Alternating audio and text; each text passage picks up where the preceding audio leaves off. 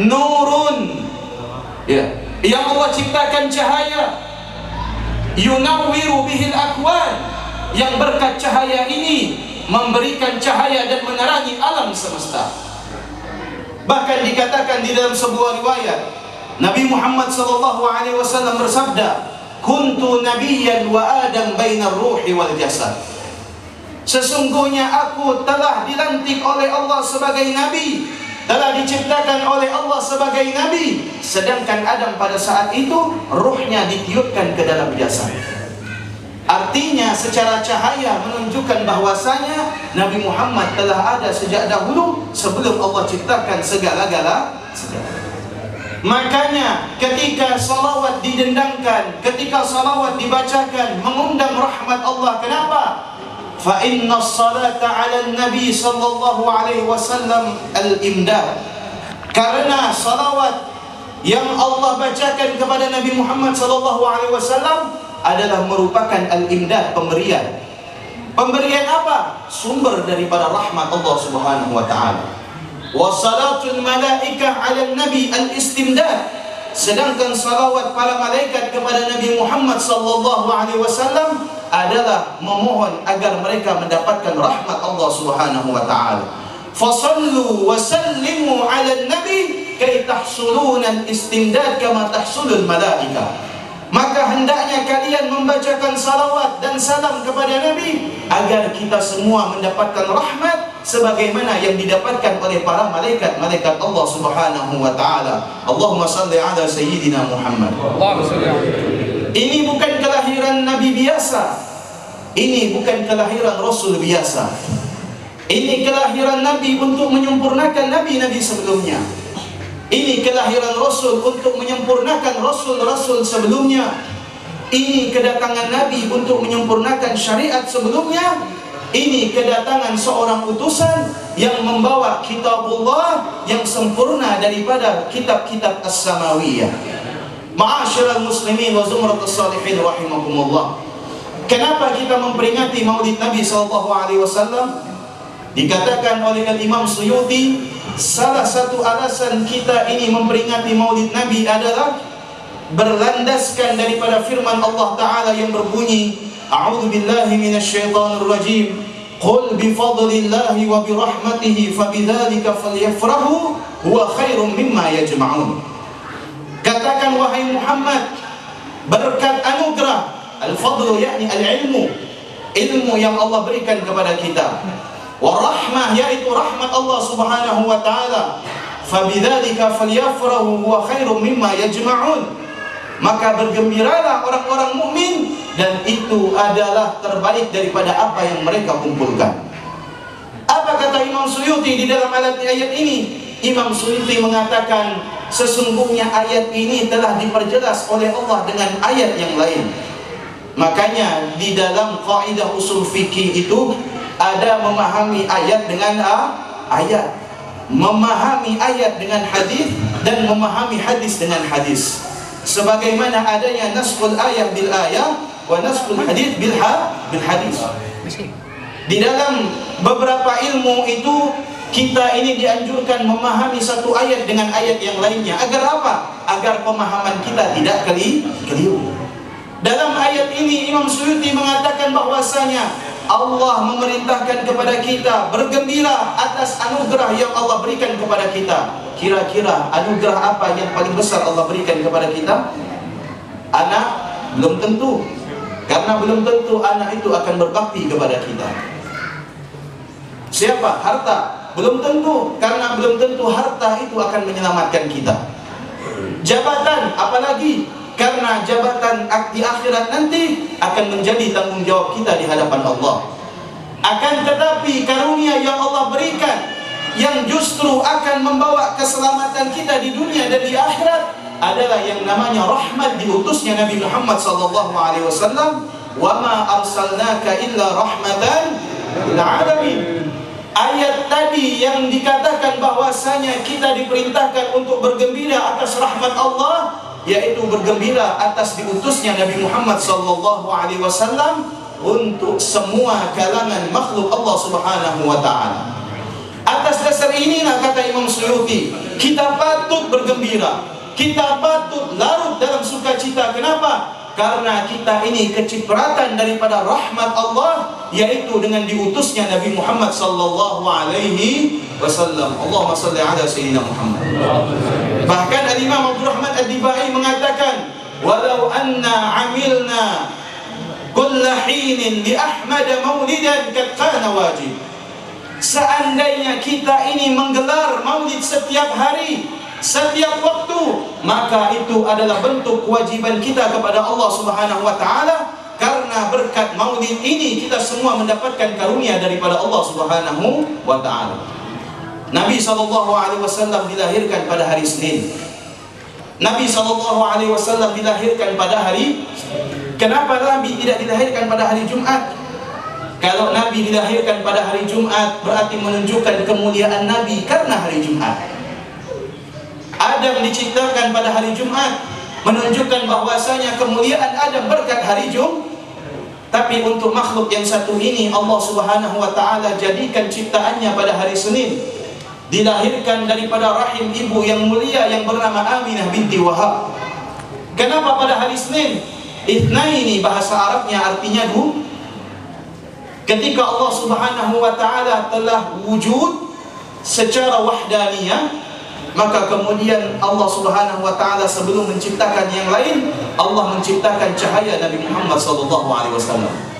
Menunjukkan setelah Allah adanya zat yang kedua, makanya disebut dengan Itsnain, dan Nabi sallallahu alaihi wasallam dilahirkan pada hari Senin. Allahumma shalli ala sayyidina Muhammad. Belum Allah ciptakan malaikat, belum Allah ciptakan langit dan bumi, belum Allah ciptakan Adam, terlebih dahulu Allah ciptakan Nabi SAW berupa cahaya. Bagaimana keistimewaan Nabi SAW di sisi Allah? Tidak akan bisa menyamakan bagaimana keistimewaan Nabi di sisi kita sebagai manusia. Karena yang mengetahui kadar kemuliaan Nabi secara sempurna adalah yang menciptakan Nabi SAW, yaitu Allah Subhanahu wa ta'ala. Makanya kita membaca maulid dari yang tipis sampai yang paling tebal. Dari yang paling tipis yang ditulis oleh Sayyidil Habib Umar bin Hafid, yang namanya adalah Asyrabut Tahur, yang isinya sekitar 3 pasal qiyam, setelah itu doa. Kemudian dilanjutkan dengan maulid setelahnya, yaitu Dhiyaul Lami' yang agak tebal. Maulid selanjutnya yaitu Al-Habsyi, maulid selanjutnya yaitu Dibai, selanjutnya Barzanji, selanjutnya Azab, selanjutnya Syaraful Anam. Begitu banyak maulid Nabi SAW menceritakan akan kesempurnaan Nabi SAW. Apakah tulisan-tulisan tersebut bisa menceritakan secara gamblang bagaimana zat Nabi SAW?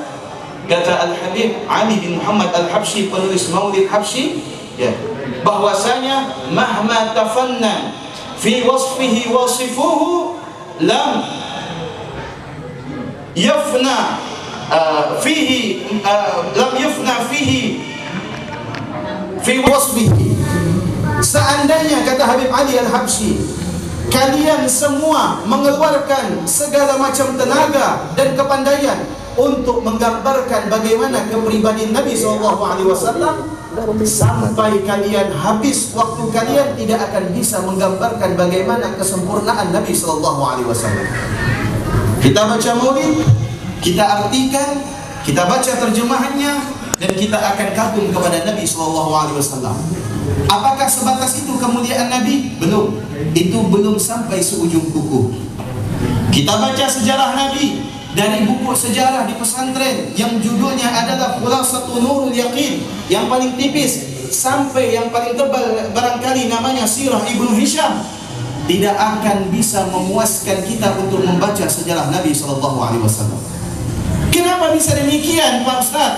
Kita membaca sejarah Nabi dari satu kitab ke kitab yang lainnya, kita akan temukan beberapa redaksi yang berbeda-beda. Kemudian redaksi demi redaksi seakan-akan melengkapi redaksi yang lain, menunjukkan kalau ciptaan Allah yang satu ini tidak ada yang mengetahui kadarnya kecuali yang menciptakan, yaitu Allah Subhanahu wa ta'ala. Allahumma salli ala sayyidina Muhammad. Manusia semacam apa ini yang begitu sempurna? Makhluk semacam apa ini yang begitu luar biasa, sehingga Abdullah bin Ruwahah ketika sampai di hadapan Nabi, maka kemudian Abdullah bin Ruwahah mengucapkan beberapa syair.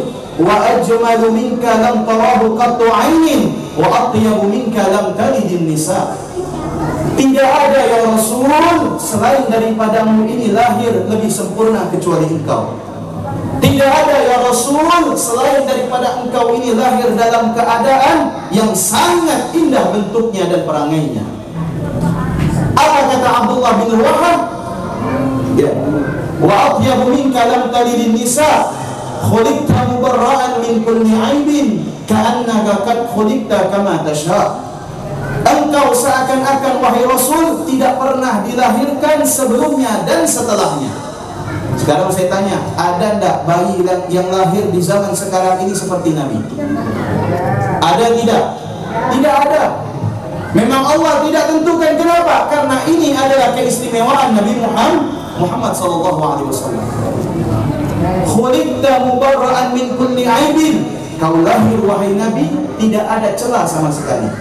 Ka'annaka qad khuliqta kama tasha, seakan-akan engkau itu tercipta sesuai dengan apa yang engkau inginkan. Kalau kita ini Pak lahir ada yang pesek, ada yang mancung, ada yang kurus, ada yang gemuk, ada yang tinggi, ada yang kecil, itu bukan inginnya kita, tapi sesuai dengan ketentuan Allah. Maka tepatnya 14 abad yang lalu, ketika Sayyidah Aminah akan melahirkan Nabi sallallahu alaihi wasallam, dikatakan di kitab Maulid Simtud Durar, fahadarat bitaufiqillah Sayyidatu Maryam wa Sayyidatu Asia. Maka Sayyidah Aminah merasakan sesuatu yang tidak biasa. Apa yang dirasakan oleh Sayyidah Aminah? Datang dua sosok wanita yang dikatakan adalah sebaik-baik wanita yang ada di dalam Al-Quran. Yang pertama adalah Maryam, ibunda daripada Sayyidina Isa alaihi salatu wassalam. Yang kedua adalah Sayyidah Asia, imra'atu Fir'aun, istri Fir'aun yang menyembunyikan keimanannya kepada Allah subhanahu wa ta'ala. Dua wanita mulia ini datang menemui Sayyidah Aminah, kemudian berkata, Barakallahu fika min gulam. Semoga Allah subhanahu wa ta'ala memberikan keberkahan terhadap apa yang telah engkau lahirkan daripada anakmu. Mereka berdua datang diutus oleh Allah subhanahu wa ta'ala sebagai petunjuk dan memberikan kabar bahwasanya Aminah akan melahirkan sebaik-baik makhluk. Maka dikatakan di dalam sebuah riwayat, ketika Nabi SAW bersabda di hadapan para sahabatnya, Ana da'watu Ibrahim, saya adalah merupakan munajat daripada Nabi Allah Ibrahim alaihi salatu wassalam. Dawuh Nabi Ibrahim ketika hijrah ke kota Mekah, maka Nabi Ibrahim alaihi salatu wassalam mengangkat kedua tangannya kepada Allah subhanahu wa ta'ala. Rabbi inni askantu min dhurriyyati bighairi dhi wal'in inda baitikal muharram rabbana liyuqimus salah. Ya Allah, sesungguhnya aku berada di tempat yang tandus ini dan akan aku tinggalkan anak cucu keturunanku yang mereka ciri-cirinya adalah penegak solat. Ya Allah, siapa anak cucu Nabi Allah Ibrahim? Anak cucu Nabi Allah Ibrahim alaihissalatu wassalam, yaitu Nabi Muhammad sallallahu alaihi wasallam. Nabi Muhammad sallallahu alaihi wasallam adalah buah daripada doa Nabi Allah Ibrahim. Kemudian Nabi SAW mengatakan, wa ana bisyaratu Isa, dan saya adalah kabar gembira daripada yang dibawa oleh Nabi Isa alaihi salatu wassalam. Apa kata Nabi Isa dalam hal ini? Allah Ta'ala firmankan, wa idza qala Isa bin Maryam, ya bani Israil inni rasulun ilaikum musaddiqan lima baina yadayya minat Taurat wa mubasysyiran bi rasulin ya'ti min ba'di ismuhu Ahmad. Nabi Isa berkata kepada kaumnya, yaitu Bani Israel, sesungguhnya aku ini adalah merupakan utusan Allah kepada kalian, yang mana aku ini membawakan kabar gembira, yang kabar gembira tersebut sudah ada termaktub di dalam kitab Taurat dan kitab Injil. bi rasulin ya'ti min ba'di ismuhu Ahmad, kata Nabi Isa alaihi salatu wassalam. Maka akan datang dengan seorang utusan yang nanti diberi nama Ahmad, yaitu Nabi Muhammad sallallahu alaihi wasallam.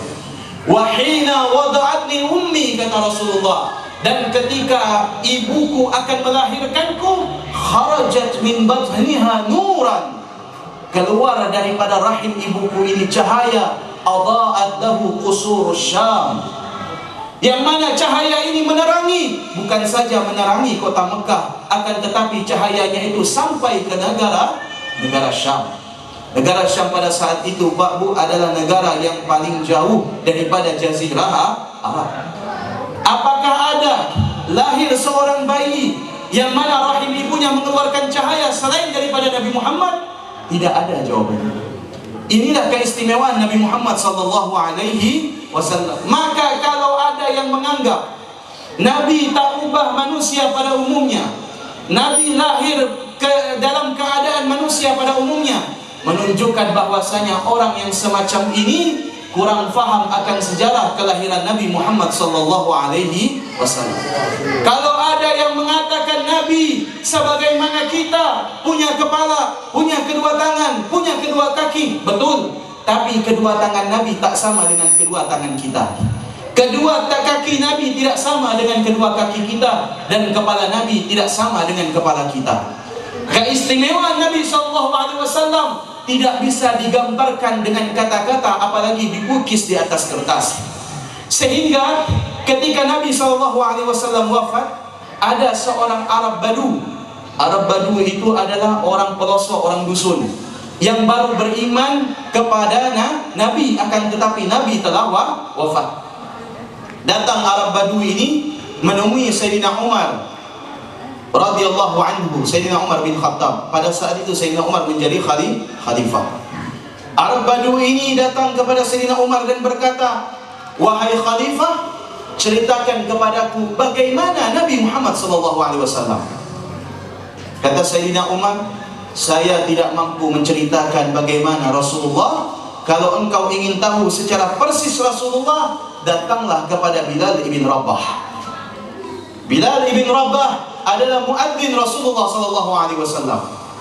Ketika sampai di hadapan Bilal, menyampaikan apa yang dia hajatkan, maka kemudian Bilal mengatakan, "Saya tidak dapat menceritakan bagaimana Rasulullah SAW karena begitu istimewanya." Maka datanglah kepada menantu Rasulullah sekaligus sepupu Rasulullah, yaitu Ali bin Abi Thalib. Kemudian Arab Badu ini datang kepada Ali bin Abi Thalib dan berkata, "Tolong ceritakan kepadaku bagaimana sosok Rasulullah SAW." Maka kemudian Ali bin Abi Thalib mengkiaskan. Apa kata Ali bin Abi Thalib? "Tolong ceritakan kepadaku bagaimana keindahan dunia." Bagaimana keindahan dunia? Maka kemudian Arab Badu ini mengatakan, "Sungguh wahai Ali, aku tidak bisa menceritakan bagaimana keindahan dunia karena begitu luasnya."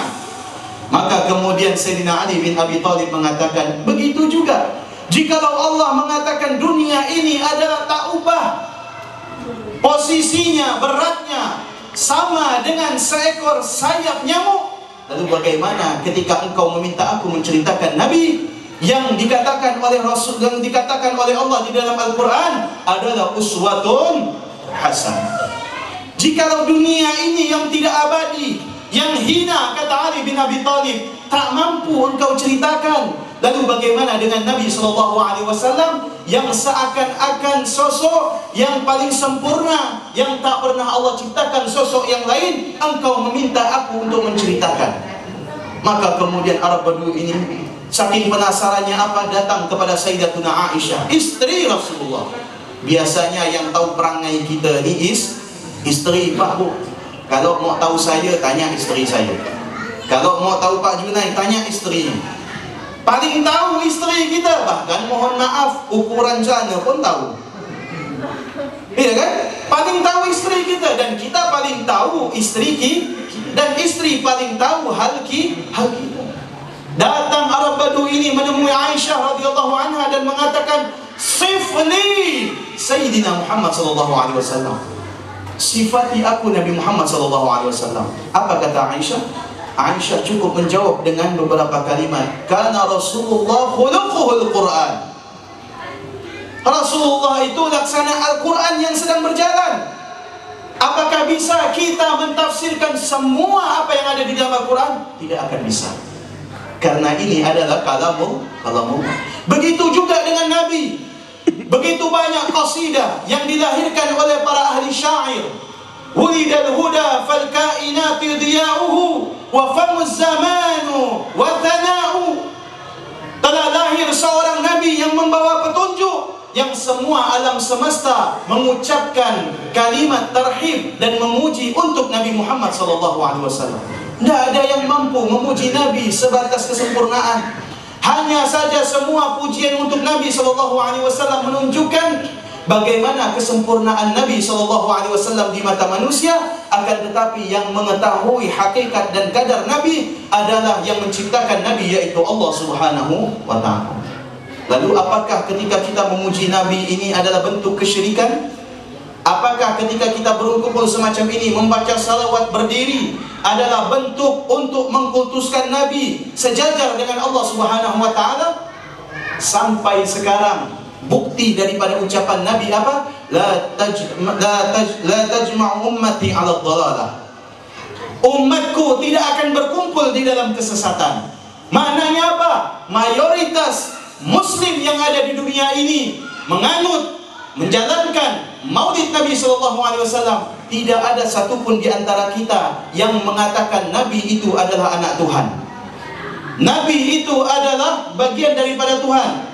Nabi itu adalah merupakan istri atau keluarga daripada Tuhan, sebagaimana yang diakui oleh orang-orang di luar Da'ma da'athu an-nasara fi madhi nabiyyihim wahkum bima syi'ta fihi wahtakimi. Tinggalkan kebiasaan orang-orang Nasrani ketika mereka memuji Nabi mereka, dan pujilah Nabi kita setinggi-tingginya dengan pujian yang sebagaimana pujian itu yang telah dilakukan oleh mayoritas orang-orang Muslim. Apa yang kita muji untuk Nabi? Anta syamsun, anta qamarun. Engkau laksana matahari ya Rasulullah, engkau laksana bulan. Apakah bulan dan bumi ini sama halnya dengan Allah? Tidak, karena Allah tidak bisa disandingkan dengan suatu zat. Allah Subhanahu wa ta'ala bukan makhluk. Ketika kita mengatakan Rasulullah adalah makhluk yang paling istimewa, betul. Karena Allah Subhanahu wa ta'ala mengatakan di dalam Al-Quran, laqad kana lakum fi Rasulillahi uswatun. Oh Pak Ustaz, terlalu berlebihan memuji Nabi. Itu adalah bentuk ghulu. Ghulu itu adalah ekstrim dalam memuji Nabi. Kalau anda mengatakan kita ini ekstrim di dalam memuji Nabi, sama halnya dengan anda mengatakan Allah berlebihan dalam memuji Nabi. Apa kata Allah di dalam Al-Quran? Wa innaka la'ala khuluqin azim. Sungguh di dalam dirimu wahai Muhammad terdapat budi pekerti, akhlak, moral yang paling agung. Kita semua tahu azim itu namanya siapa? Nama siapa azim itu? Ismun min asma'illah, nama Allah. Tapi Allah pakaikan namanya itu untuk siapa? Untuk Nabi Muhammad SAW. Di dalam ayat lain, apa kata Allah Subhanahu wa ta'ala? Innal ladzina yubayyi'unaka innama yubayyi'una. Sesungguhnya yang berbaiat kepadamu wahai Muhammad sama halnya dengan mereka berbaiat kepada Allah. Apakah Allah ekstrim? Apakah Allah wulu? Kalau misalkan kita memuji Nabi adalah bentuk kelebihan, karena memang pantas Nabi ini adalah sandang dengan pujian. Kalau kita memuji Nabi berharap pertolongan, wajar, karena pertolongan nanti di hari kiamat syafaatnya datang daripada Nabi Muhammad SAW. Kita minta kepada Allah melalui Nabi, karena itu adalah perintah daripada Allah Subhanahu wa ta'ala. Karena kita diciptakan, bumi diciptakan, langit diciptakan. Karena siapa? Yaitu karena Sayyidina Muhammad SAW habis melahirkan, besok anak mau nikah, atau anak setelah nikah mau pergi haji, balik haji, baca riba, baca berjanji, baca syaraful anam. Kenapa mereka lakukan itu semua? Karena leluhur kita tahu semua karunia yang mereka dapatkan sebab Nabi Muhammad SAW. Apa modal mereka bertemu Nabi di dalam mimpi mereka sampai berkali-kali? modal mereka adalah dengan senantiasa membaca sejarah Nabi. Syekh Ali Jum'ah mengatakan, kalau bulan Maulud saya itu menghatamkan semua sirah nabawiyah, dari yang namanya kitab Maulid, dari yang namanya kitab-kitab sejarah Nabi, sampai kitab yang bernama Syama'il Al-Muhammadiyah. Semua itu dikhatamkan. Kenapa? Ketika kita membaca sejarah Nabi dan faham akan maknanya, seakan-akan kita itu hidup dengan Nabi SAW. Sekarang saya tanya Pak Bu, ya, kalau dulu lagi musim poster, itu poster penuh kah di kamar anak-anak kita, betul tak? Anak kita hobi main bola, oh di kamarnya itu banyak poster. Poster Zidane, siapa lagi? Del Piero, Inzaghi, Ronaldinho, Ronaldo, Roberto Carlos. Hafal Pak Ustaz? Sama, saya main bola, ya kan? Semua bintang-bintang bola itu hadir di dalam kamar anak kita. Suatu kali anak kita lapor, mak, tadi malam mimpi. Kira kita mimpi apa? Mimpi apa nak? Mimpi main bola dengan Ronaldo. Bisa nak mimpi dengan Ronaldo? Ya bisa. Kenapa? Karena sebelum tidur mandang gambar Ronaldo. Betul tak? Sebelum tidur mandang Del Piero. Sebelum tidur mandang siapa? Zidane.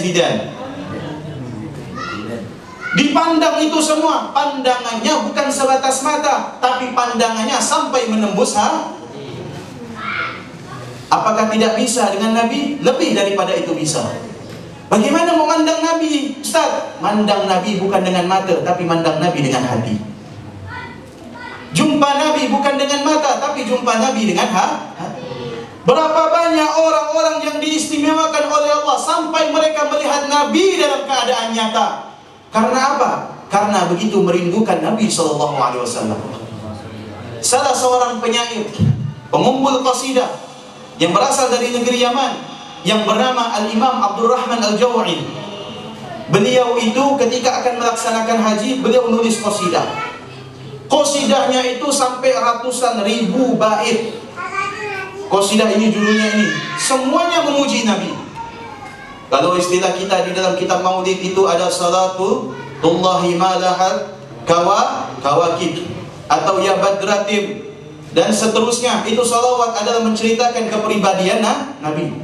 Al-Imam Abdurrahman Al-Jaw'i ini ketika ingin melaksanakan haji sampai di tanah yang terjadi perang Badar, di situ merasa gelisah. Kenapa? Belum bertemu Nabi. Orang soleh Pak, kalau sudah mau haji belum bertemu Nabi itu gelisah. Kenapa? Khawatir hajinya tidak mabrur. Itu yang dirisahkan oleh Al-Imam Abil Abbas Ahmad bin Abi Hasan Ar-Rifai, pencetus daripada Tariqah Ar-Rifaiyah. Itu juga yang dialami oleh Al-Imam Abi Hasan Ali bin Abdullah Syadili, pencetus daripada Tariqah Asyadiliyah. Itu juga yang dialami oleh Syekh Abdul Qadir Al-Jilani, pencetus daripada Tariqah Al-Qadiriyah, dan lain sebagainya. Setiap mereka itu mau ziarah ke tanah suci, belum mimpi Nabi, mereka akan gelisah. Kenapa? Mereka merasa, ya Allah, kayaknya saya memang tidak dipanggil. Kalau kita tidak perlu mimpi, tampil beda kita dan pede, pasti diterima haji saya. Tapi kalau orang-orang soleh belum mimpi Nabi, mereka gelisah. Ketika Imam Abdurrahman Al-Jaw'i ini sampai di tanah yang terjadi perang Badar di atasnya, kemudian beliau ini menangis terseduh-seduh. Ini sebentar lagi saya sampai ke tanah haram, sementara saya belum bermimpi Nabi. Lalu bagaimana ibadah haji saya bisa diterima? Maka kemudian apa yang terjadi? Beliau menulis syair sampai pada kalimat ya rahilina fi ardin Arafah, wahai orang-orang yang berjalan di atas padang Arafah. Maka beliau tertidur. Ketika tertidur, apa yang terjadi? Nabi SAW berada di dalam mimpinya.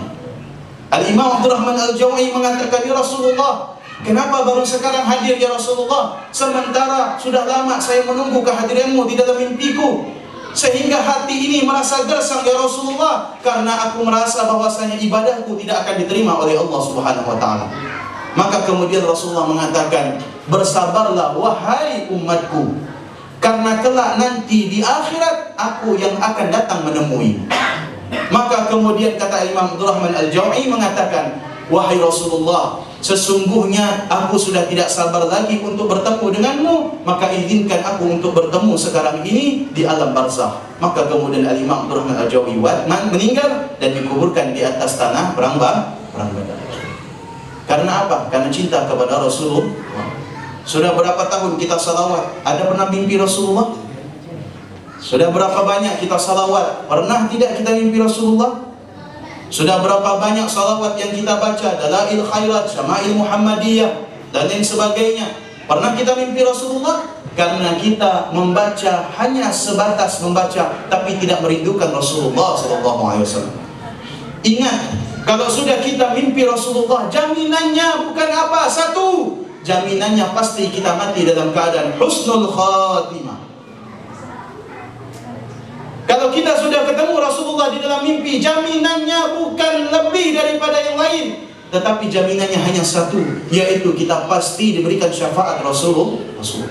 Kalau orang sudah mimpi Rasulullah di dalam mimpi, maka kata Al-Imam Ibn Atha'illah As-Sakandari menunjukkan orang ini sampai kepada makam wilayah, makam kewalian, sekalipun dia tidak memiliki karomah. Karomahnya yang terbesar apa? Dapat bertemu Nabi di dalam mimpi. Yang karomah ini belum tentu para ulama lain mendapatinya. Ini adalah anugerah Allah. Maka oleh karena itu, jadikan Nabi SAW itu hidup dalam hati kita. Kepala rumah tangga, tiru Nabi SAW di dalam memimpin rumah tangga. Hidupkan sunnah-sunnah Nabi ketika makan, ketika pakai pakaian, ketika masuk WC, kaki kiri keluar dengan kaki kanan, membaca doa sebelum tidur, bangun tidur membaca doa, ketika makan membaca doa. Hidupkan sunnah Nabi. Dengan tujuan apa? Kita hidup dengan Nabi SAW. Begitu juga dengan ibu rumah tangga, hidupkan sunnah Nabi dalam rumah tangga. Bagaimana Nabi memerintahkan untuk memakai pakaian, bagaimana Nabi memerintahkan untuk mendidik anak, bagaimana Nabi memerintahkan untuk melayani suami dan keluarga. Apabila hidup sunnah Nabi, cahaya Nabi di dalam rumah tangga kita, insya Allah rumah tangga kita akan menjadi rumah tangga yang sakinah, mawaddah, warahmah. Maka oleh karena itu momen maulid ini perbanyak untuk meningkatkan hubungan kita dengan Nabi SAW. Baca salawat Nabi SAW, karena satu salawat yang kita baca dapat meleburkan 10 dosa besar, dapat menunaikan 10 hajat kita, dan dapat mengangkat 10 derajat kita. Mudah-mudahan kita semua mendapatkan karunia daripada Allah berkat kita berkumpul membaca maulid Nabi Muhammad SAW. Dan semoga kita semua termasuk orang-orang yang dikatakan oleh Nabi SAW, mereka yang datang di telagaku, mereka akan mendapatkan minum dari tanganku, dan mereka yang mendapatkan minum dari tanganku, maka mereka akan masuk ke dalam surga. Amin ya rabbal alamin. Semoga Allah Subhanahu wa taala mengampuni kesalahan dan kekhilafan kita, dan semoga Nabi SAW senang dengan perkumpulan kita, dan senang terhadap apa yang kita baca dan apa yang kita sumbangkan, dan mudah-mudahan kita semua mendapatkan syafaat Nabi Muhammad SAW. Qamarun, qamarun, qamarun sidnan nabi, qamarun wa jamil, wa jamil, wa jamil sidnan nabi, wa jamil, qamarun, qamarun.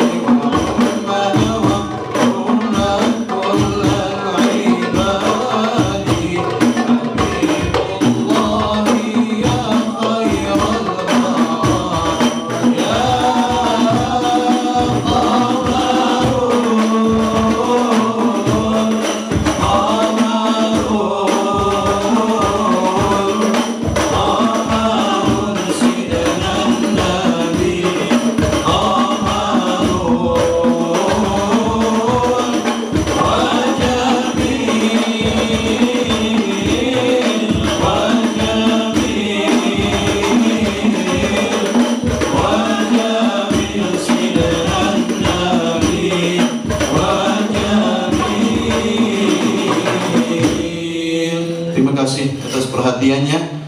Mohon maaf atas segala kekurangan dan khilafan. Semoga Allah mengampuni kesalahan saya. Billahi taufiq wal hidayah. Wassalamualaikum warahmatullahi wabarakatuh.